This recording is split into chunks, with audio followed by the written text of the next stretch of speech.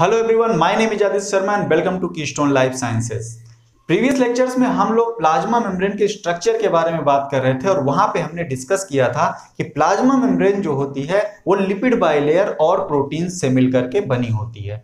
Last lecture में हम लोग प्लाज्मा मेम्ब्रेन की जो लिपिड बाइलेयर होती है उसके बारे में स्टडी कर रहे थे और मैंने आपको बताया था कि लिपिड बाइलेयर जो होती है वो प्लाज्मा मेम्ब्रेन का फंडामेंटल स्ट्रक्चर होती है। और हमने ये भी डिस्कस किया था कि lipid bilayer 3 major lipid content से मिलकर के बनी होती है।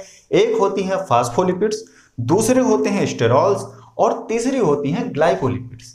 हम लोग फास्फोलिपिड्स के बारे में स्टडी कर रहे थे और वहां पे हम लोगों ने देखा कि जो प्लाज्मा मेम्ब्रेन में प्रेजेंट फास्फोलिपिड्स होती हैं वो 2 कैटेगरी की हो सकती हैं। एक तो ग्लाइसेरोफॉस्फोलिपिड्स जिसका बैकबोन मॉलिक्यूल ग्लिसरॉल होता है और दूसरी होती है स्फिंगोलिपिड्स जिनका बैकबोन मॉलिक्यूल स्फिंगोलिपिड होता है। ठीक है, लास्ट लेक्चर में हम लोगों ने ग्लाइसेरोफॉस्फोलिपिड्स के बारे में बहुत डिटेल में स्टडी किया और वहां पे हमने बहुत कुछ डिस्कस किया ग्लाइसेरोफॉस्फोलिपिड्स के बारे में। अगर आपने वो लेक्चर नहीं देखा है तो आप पहले उस लेक्चर को देखिए ताकि आगे आने वाले जो लेक्चर्स हैं वो आपको आसानी से समझ में आए। और इसके अलावा ग्लाइसेरोफॉस्फोलिपिड्स एक बायोमोलिक्यूल भी है तो उसके बारे में भी आपके सारे कॉन्सेप्ट्स वहां से क्लियर हो जाएंगे, तो आप उस लेक्चर को देखिए। इस लेक्चर में हम लोग स्फिंगोलिपिड्स के बारे में बात करेंगे। तो स्फिंगोलिपिड्स जो होती हैं वो second most abundant lipid molecules होते हैं। कहां पे? Plasma membrane of animals and plants. Plants और एनिमल्स की प्लाज्मा मेम्ब्रेन में सेकंड मोस्ट लिपिड कंटेंट कौन होता है? स्फिंगोलिपिड्स। ज्यादातर बैक्टीरियल सेल में स्फिंगोलिपिड्स नहीं पाई जाती हैं, एब्सेंट होती हैं। लेकिन कुछ बैक्टीरिया भी रिसेंटली डिस्कवर किए गए हैं जिनके पास स्फिंगोलिपिड्स होती हैं। खास करके वो बैक्टीरिया जो हमारे गट में रिसाइड करते हैं उनके पास स्फिंगोलिपिड्स होती है। इसकी बात हम किसी और लेक्चर में सेपरेटली करेंगे और हम आपको बताएंगे कि वो कौन कौन से बैक्टीरिया हैं जो स्फिंगोलिपिड्स सिंथेसाइज करते हैं और इसका क्या सिग्निफिकेंस होता है।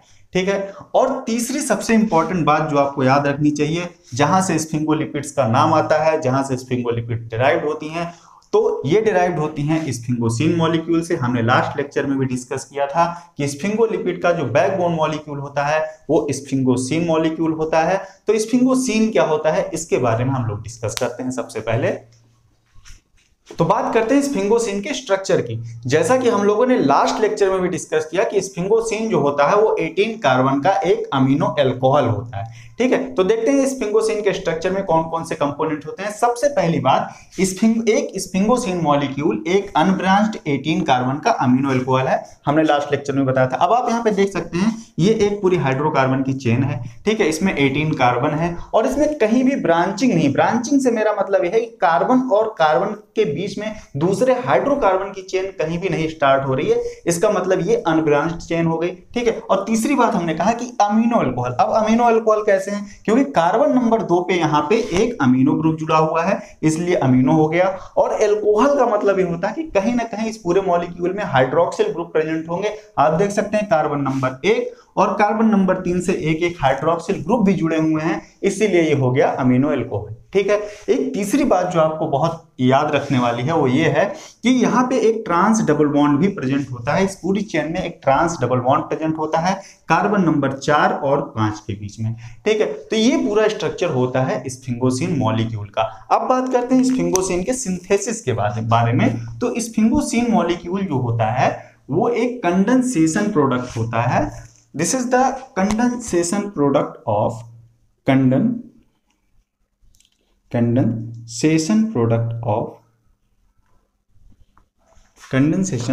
product of किसका? Palmitoyl coenzyme A, palmitoyl coenzyme A and serine. Palmitoyl coenzyme A और सीरीन का ये कंडेंसेशन प्रोडक्ट होता है। ठीक है, हो सकता है कहीं पे आपको पाल्मिटॉइल कोएंजाइम ए की जगह पे पाल्मिटिक एसिड लिखा हुआ मिले। हो सकता है पाल्मिटॉइल कोएंजाइम ए की जगह पे आपको पाल्मिटिक एसिड लिखा हुआ मिले, तो दोनों ही ऑप्शन ठीक हैं।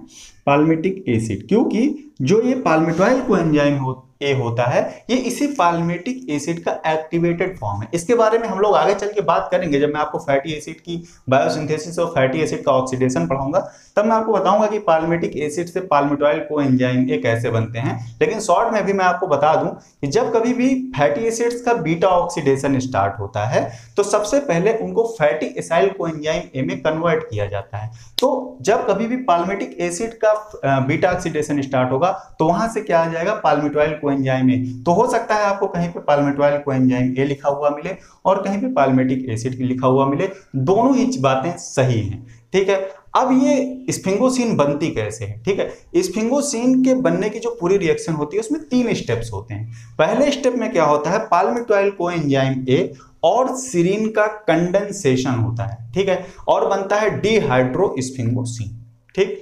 सेकेंड स्टेप में क्या होता है, डिहाइड्रोस्फिंगोसिन का फर्दर रिडक्शन होता है और बनता है डाइहाइड्रोस्फिंगोसिन, और फाइनली डाइहाइड्रोस्फिंगोसिन का ऑक्सीडेशन होता है और बनता है स्फिंगोसिन मॉलिक्यूल, ठीक है। तो ये 3 स्टेप्स होते हैं यहाँ पे, इनको आपको याद रखना है, इसीलिए मैंने यहाँ पे लिखा नहीं इसको। इसके बारे में हम लोग डिटेल में बात करेंगे आगे चल के, जब हम आपको स्फिंगोलिपिड्स के सिंथेसिस के बारे में बताएंगे तो वहां पे हम लोग बहुत डिटेल में सारी चीजों के बारे में बात करेंगे। अभी जस्ट मैंने आपको एक ओवरव्यू दिया है, ठीक है। अब आप देखिए कि पाल्मिटिक एसिड और सीरीन से मिलकर कैसे 18 कार्बन का स्फिंगोसिन बन जाता है। आप देख सकते हैं यहाँ पे पाल्मिटिक एसिड एक फैटी एसिड है, आपको पता है, इसके पास होते हैं 16 कार्बन, ठीक है, इसके पास 16 कार्बन होते हैं, और सीरीन के पास 2 कार्बन होते हैं, आप लोग देख लीजिएगा, इसके पास 2 कार्बन होते हैं, ठीक है, और 16 और 2 अगर इनको हम ऐड कर दें तो होता कितना है, 18, ठीक है, और स्फिंगोसिन के पास कितने कार्बन है, 18 कार्बन, ठीक है। तो यहाँ के 16 यहाँ के 2 मिलकर के 18 कार्बन का स्फिंगोसिन मॉलिक्यूल सिंथेसाइज कर देते हैं,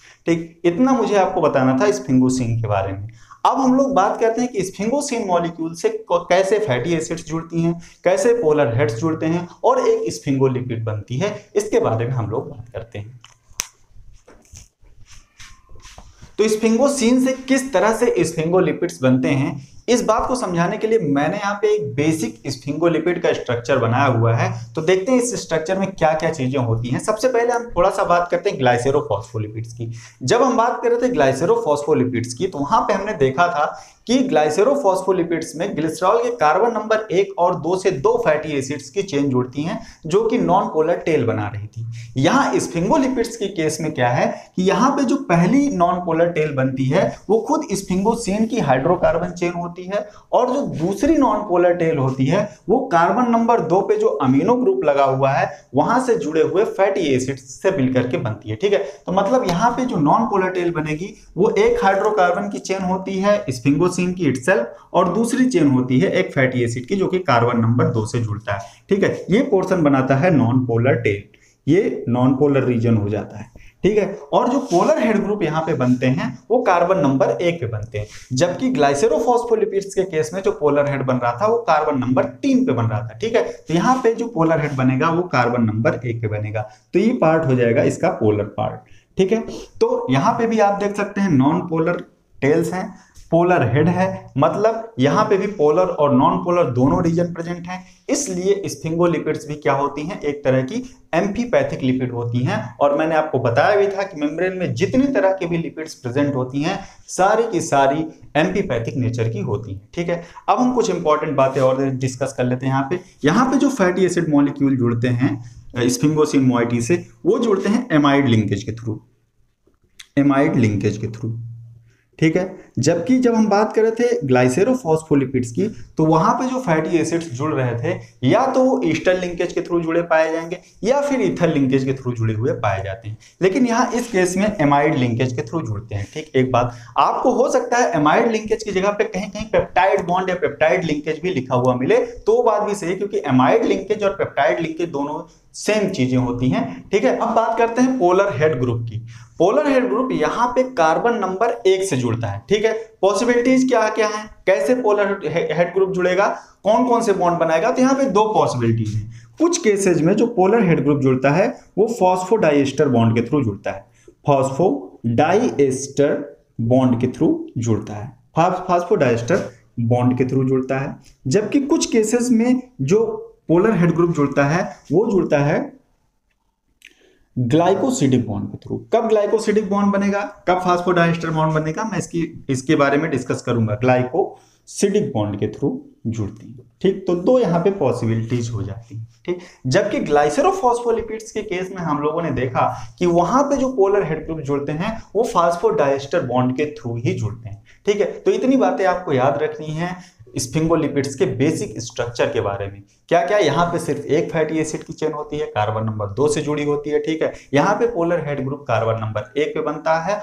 और दो तरह के लिंकेज से बन सकता है, एक तो फास्फोडाइएस्टर बॉन्ड और दूसरा ग्लाइकोसिडिक बॉन्ड। ठीक है, फैटी एसिड्स यहाँ पे एमाइड लिंकेज के थ्रू जुड़ती हैं। इतनी बातें आपको स्फिंगोफॉस्फोलिपिड्स के बारे में याद रखनी है। ठीक, अब हम लोग देखते हैं कि यहाँ पे डिफरेंट डिफरेंट टाइप के पोलर हेड ग्रुप जुड़ के किस तरह से डिफरेंट डिफरेंट टाइप की स्फिंगोलिपिड्स बनाते हैं। सबसे पहली बात तो हम देख लेते हैं यहाँ पे क्या क्या पॉसिबिलिटीज हैं, इस एक्स की जगह पे क्या क्या जुड़ सकता है। ठीक, तो यहाँ पे 3 पॉसिबिलिटीज होती हैं नॉर्मली। एक तो यहाँ पे हाइड्रोजन एटम जुड़ सकता है, दूसरा यहां से फास्फोराइलेटेड एल्कोहल्स जुड़ सकते हैं,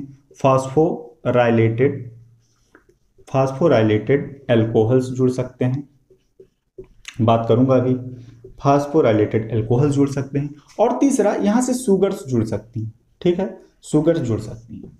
ठीक, अब हम 1 बाय 1 इनकी बातें करते हैं। सबसे पहले हम बात करें, अगर यहां पे X की जगह पे एक हाइड्रोजन एटम आके जुड़ जाए तब क्या होगा। ठीक है, यहां पे अगर एक हाइड्रोजन एटम आकर के जुड़ जाता है तो जो रिजल्टिंग स्फिंगोलिपिड्स होती हैं उनको नाम दिया जाता है सेरामाइड। ठीक, और सेरामाइड्स क्या होती हैं, ये सिंपलेस्ट स्फिंगोलिपिड होती हैं, सिंपलेस्ट स्फिंगोलिपिड्स होती हैं, स्फिंगोलिपिड्स। सेरामाइड जो होती हैं वो सिंपलेस्ट स्फिंगोलिपिड होती है।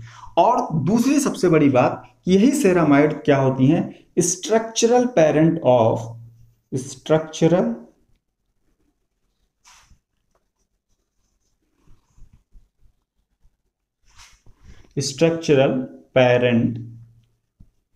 Of all sphingolipids. जितनी भी तरह की स्फिंगोलिपिड्स होती हैं सबका स्ट्रक्चरल पेरेंट सेरामाइड होता है, स्फिंगोलिपिड्स। तो सेरामाइड्स स्ट्रक्चरल पेरेंट होती हैं जितनी भी तरह की स्फिंगोलिपिड्स होती हैं सबकी। ठीक है, इसके अलावा आपको एक चीज और याद रखनी चाहिए, सेरामाइड्स की जो सिंथेसिस होती है वो एंडोप्लाज्मिक रेटिकुलम में होती है। ठीक है, सेरामाइड की सिंथेसिस जो होती है वो एंडोप्लाज्मिक रेटिकुलम में होती है। अब हम लोग देखते हैं कि किस तरह से different different polar heads, polar groups ceramide से जुड़ के डिफरेंट डिफरेंट टाइप्स की स्फिंगोलिपिड्स बनाते हैं। जब हम लोग ग्लाइसेरोफॉस्फोलिपिड्स की क्लासिफिकेशन के बारे में बात कर रहे थे तो वहां पे मैंने आपको बताया था कि ग्लाइसेरोफॉस्फोलिपिड्स का जो क्लासिफिकेशन होता है, उनका जो टाइप्स होता है वो डिपेंड करता है कि ग्लिसरॉल से कौन सा एल्कोहल ग्रुप आकर के जुड़ा है, मतलब उसके पोलर हेड ग्रुप के अकॉर्डिंग हम वहां पे क्लासीफाई कर रहे थे। सिमिलरली हम लोग स्फिंगोलिपिड्स को भी पोलर हेड ग्रुप के अकॉर्डिंग ही क्लासीफाई करते हैं। तो हम देखते हैं कि सेरामाइड से डिफरेंट डिफरेंट टाइप के पोलर हेड ग्रुप जब जुड़ते हैं तो कौन कौन सी स्फिंगोलिपिड्स पॉसिबल हैं। तो सबसे पहले हम लोग बात करते हैं क्लासिफिकेशन की। तो अगर हम पोलर हेड ग्रुप के अकॉर्डिंग स्फिंगोलिपिड्स को क्लासिफाई करें तो 2 क्लासेस देखने को मिलते हैं। ठीक है, 2 क्लासेस देखने को मिलते हैं। एक होती है स्फिंगोमाइलिन्स। स्फिंगोमाइलिन्स हम लोग बहुत अच्छे से परिचित हैं इनसे, स्फिंगोमाइलिन्स होती हैं। और दूसरी होती हैं ग्लाइकोस्फिंगोलिपिड्स। ग्लाइकोस्फिंगोलिपिड्स। तो 2 तरह की स्फिंगोलिपिड्स हो सकती हैं अकॉर्डिंग टू कौन से पोलर हेड ग्रुप सेरामाइड से अटैच हो रहे हैं। ठीक है, सबसे पहले हम लोग बात करते हैं स्फिंगोमाइलिन्स की। अगर हम बात करें स्फिंगोमाइलिन्स की तो यहां पे क्या होता है कि सेरामाइड के कार्बन नंबर 1 पे, ध्यान से सुनिएगा, सेरामाइड के कार्बन नंबर 1 से जो OH ग्रुप लगा हुआ है वहां से फास्फोकोलिन या फिर फास्फोइथेनॉल एमीन अगर आके जुड़ जाता है तो जो रिजल्टिंग स्फिंगोलिपिड्स होती हैं उनको हम लोग स्फिंगोमाइलिन्स कहते हैं। क्या कहा हमने कहा कि अगर सेरामाइड के कार्बन नंबर 1 से जो OH लगा हुआ है, इस OH से अगर फास्फोकोलिन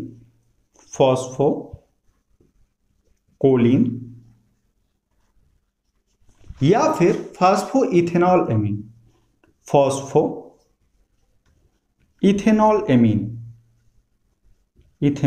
एमीन आ करके जुड़ जाए तो जो रिजल्टिंग स्फिंगोलिपिड्स होती हैं उनको हम लोग कहते हैं स्फिंगोमाइलिन्स। ठीक है, अब आप देखिए यहाँ पे फास्फोकोलिन और फास्फोइथेनॉल एमीन जब जुड़ता है तो किस लिंकेज के थ्रू जुड़ेगा, क्योंकि यहाँ पे फास्फो है तो डेफिनेटली ये फास्फोडाइएस्टर बॉन्ड के थ्रू जुड़ेगा। ठीक है, तो पहली पॉसिबिलिटी आपको यहाँ पे देखने को मिल गई, फास्फोडाइएस्टर बॉन्ड के थ्रू ये जुड़ते हैं। ठीक है, अब आप लोग ध्यान से सुनिए मेरी बात। ठीक है, जब हम लोग बात कर रहे थे ग्लाइसेरोफॉस्फोलिपिड्स के बारे में तो वहां पे हम लोगों ने देखा था कि जो एल्कोहल्स आकर के ग्लिसरॉल से जुड़ रहे थे वो फास्फोग्लिसरॉल से जुड़ रहे थे, मतलब जो फॉस्फेट ग्रुप था वो पहले से ही ग्लिसरॉल पे प्रेजेंट था और वहां से आकर के एल्कोहल ग्रुप्स जुड़ रहे थे। ठीक है, और यहां पे आप देखिए जो जो एल्कोहल्स सेरामाइड से जुड़ने आ रहे हैं वो अपना फॉस्फेट अपने साथ में लेकर के आ रहे हैं, मतलब वो पहले से ही फास्फोराइलेटेड है। सेरामाइड में फॉस्फेट नहीं प्रेजेंट है, जो एल्कोहल वहां से जुड़ने आ रहे हैं वो अपना फॉस्फेट खुद लेकर के आ रहे हैं, मतलब सेरामाइड से हमेशा फॉस्फो एल्कोहल्स जुड़ेंगे, सेरामाइड के पास फॉस्फेट नहीं होता है। एक दूसरी बात, सिर्फ स्फिंगोमाइलिन ही स्फिंगोलिपिड का एक ऐसा ग्रुप है जिसके पास फॉस्फेट होता है। ठीक है, सिर्फ स्फिंगोमाइलिन ही स्फिंगोलिपिड का एक ऐसा ग्रुप है जिसके पास फॉस्फेट होता है और इसीलिए हमने स्फिंगोलिपिड्स को सिर्फ इस एक ग्रुप की वजह से हमने स्फिंगोलिपिड्स को फॉस्फोलिपिड्स के साथ में क्लासिफाई किया था। ठीक है, अब बात करते हैं स्फिंगोलिपिड्स के स्ट्रक्चर, स्फिंगोमाइलिन्स की स्ट्रक्चर की। सबसे पहली बात आप लोग ये ध्यान में रखिएगा कि ये स्फिंगोमाइलिन्स का जो स्ट्रक्चर होता है वो बिल्कुल रिजेंबल होता है फास्फाटिडिल कोलिन की तरह। ठीक है, बिल्कुल फास्फाटिडिल कोलिन की तरह होता है, चाहे उसके 3D स्ट्रक्चर की बात करें, चाहे उस पे नेट चार्ज की बात करें। अगर हम नेट चार्ज की बात करते हैं तो स्फिंगोमाइलिन्स पे कोई नेट चार्ज नहीं होता है, नो नेट चार्ज। ठीक है, सिमिलरली फास्फाटिडिल कोलिन में भी कोई नेट चार्ज नहीं होता है। ठीक है, अब बात करते हैं लोकेशन की। अगर हम बात करें लोकेशन की तो स्फिंगोमाइलिन्स भी आउटर मोनोलेयर में प्रेजेंट होती हैं, जैसे कि हमने बात किया था कि फास्फाटिडिल कोलिन भी आउटर मोनोलेयर में प्रेजेंट थी, उसी तरह से स्फिंगोमाइलिन भी कहां पे प्रेजेंट होती हैं, outer monolayer of plasma membrane. ठीक है, अब ये काम क्या करती है, काम बताने से पहले मैं सबसे पहले बता दूं कि सबसे ज्यादा कहां पाई जाती हैं। आप सब लोग जानते हैं स्फिंगोमाइलिन्स सबसे ज्यादा पाई जाती हैं माइलिन्स में, इसीलिए इनको स्फिंगोमाइलिन नाम दिया जाता है। स्फिंगोमाइलिन्स सबसे ज्यादा माइलिन में पाई जाती है। माइलिन्स क्या होती हैं, माइलिन्स एक मेम्ब्रेनस शीथ होती हैं, कहां प्रेजेंट होती हैं, एक्सॉन्स में प्रेजेंट होती हैं और करती क्या है, ये इंसुलेशन प्रोवाइड करती हैं during the conduction of nerve impulse. इसके बारे में भी हम लोग बहुत डिटेल में बात करेंगे, जब हम लोग नर्वस सिस्टम वाला चैप्टर पढ़ेंगे मैं बहुत डिटेल में इसके बारे में वहां पे डिस्कस करूंगा। ठीक है, तो ये तो बात थी स्फिंगोमाइलिन्स के बारे में। ठीक है, अब हम लोग बात करते हैं दूसरे ग्रुप की जो स्फिंगोलिपिड्स होती हैं उनके बारे में, दैट इज ग्लाइकोस्फिंगोलिपिड्स। ग्लाइकोस्फिंगोलिपिड्स के बारे में बताने से पहले मैं आपको लेक्चर 1 में ले चलता हूं थोड़ी देर के लिए। वहां पे जब मैं आपको प्लाज्मा मेम्ब्रेन का बेसिक स्ट्रक्चर बता रहा था तो मैंने आपको बताया था कि वहां पे एक तीसरे तरह की लिपिड्स भी प्रेजेंट होती हैं, दैट इज ग्लाइकोलिपिड्स। ठीक है, और ग्लाइकोलिपिड्स कब बनती हैं, जब किसी लिपिड मॉलिक्यूल से शुगर मॉलिक्यूल्स आकर के अटैच हो जाते हैं तब बनती हैं ग्लाइकोलिपिड्स। ठीक है, और प्लाज्मा मेम्ब्रेन में जो मैक्सिमम ग्लाइकोलिपिड्स पाई जाती हैं वो स्फिंगोसिन से डिराइव्ड होती हैं। ठीक है, इसीलिए स्फिंगोग्लाइकोलिपिड्स को हम लोग ग्लाइकोलिपिड्स भी लिखते हैं। ठीक है, इसको हम लोग ग्लाइकोलिपिड्स भी बोल सकते हैं। ठीक है, तो इसीलिए हम लोग इसी लेक्चर में ग्लाइकोलिपिड्स के बारे में भी बात करेंगे। ठीक है, तो ग्लाइकोलिपिड्स को भी फर्दर 2 कैटेगरीज में डिवाइड किया जाता है। ग्लाइकोलिपिड्स की अगर हम बात करें तो इनको भी फर्दर 2 कैटेगरीज में डिवाइड किया जाता है। पहली कैटेगरी होती है न्यूट्रल ग्लाइकोलिपिड्स, न्यूट्रल ग्लाइकोलिपिड्स, और दूसरी होती हैं चार्ज्ड ग्लाइकोलिपिड्स, चार्ज्ड ग्लाइकोलिपिड्स।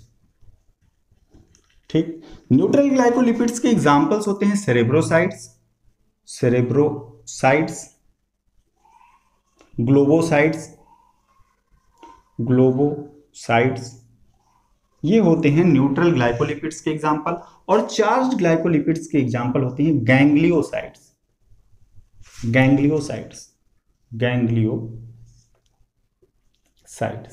ठीक है, इनके बारे में हम लोग नेक्स्ट लेक्चर में बात करेंगे, क्योंकि ये बहुत ही इंपॉर्टेंट टॉपिक है। ग्लाइकोलिपिड्स बहुत इंपॉर्टेंट टॉपिक है, मैंने आपको बताया था ये ग्लाइकोलिपिड्स सेल के सर्वाइवल में बहुत ही इंपॉर्टेंट रोल प्ले करती हैं, इसलिए हम लोग इस लेक्चर इसको शॉर्ट में नहीं बता सकते, इसके बारे में मैं डिटेल में डिस्कस करूंगा। इसीलिए हमने स्फिंगोलिपिड्स वाला जो टॉपिक है इसको दो अलग अलग लेक्चर्स में डिवाइड किया है। ये स्फिंगोलिपिड का पार्ट 1 था। स्फिंगोलिपिड्स के पार्ट 2 में हम लोग बात करेंगे स्फिंगोग्लाइकोलिपिड्स के बारे में। इस लेक्चर को हम लोग यहीं पे फिनिश करेंगे, ठीक है। अगर आपको हमारे लेक्चर्स कॉन्सेप्चुअल लग रहे हैं, अच्छे लग रहे हैं, तो प्लीज हमारे लेक्चर को लाइक कीजिए, हमारे चैनल को सब्सक्राइब कीजिए और हमारे लेक्चर्स को ज्यादा से ज्यादा शेयर कीजिए, ताकि जो नीडी स्टूडेंट्स हैं उन तक ये इंफॉर्मेशन पहुंच पाए। और आपके अगर कोई कमेंट हैं, कोई सुझाव हैं, आप हमसे किस तरह के लेक्चर्स चाहते हैं, आपके कोई सुझाव, कोई भी कॉम्प्लीमेंट या कुछ भी है, तो आप हमको कमेंट सेक्शन में इस चीज़ को बता सकते हैं, या फिर आप हमें ईमेल कर सकते हैं। आपको किस तरह के लेक्चर चाहिए आप हमको अपने सुझाव दे सकते हैं, ठीक है। तो मिलते हैं नेक्स्ट लेक्चर में, वहाँ पे हम लोग स्फिंगोग्लाइकोलिपिड्स के बारे में बात करेंगे। इस लेक्चर को हम लोग यहीं पे फिनिश करते हैं। Thank you for watching, see you in next lecture.